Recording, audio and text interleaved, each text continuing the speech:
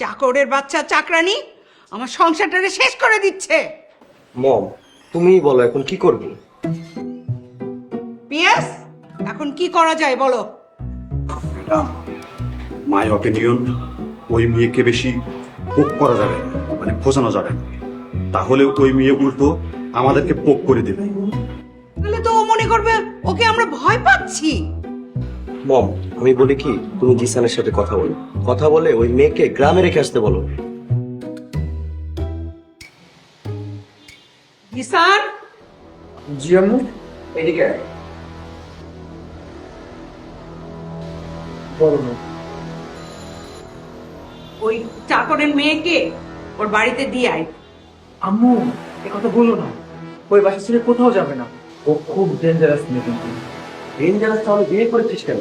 আমি কি জানতাম এত ডেঞ্জারাস? ঠিক আছে, তখন জানতি না, এখন তো জানিস, এখন দিয়ে আয়। আমি পারবো না। কি বললি?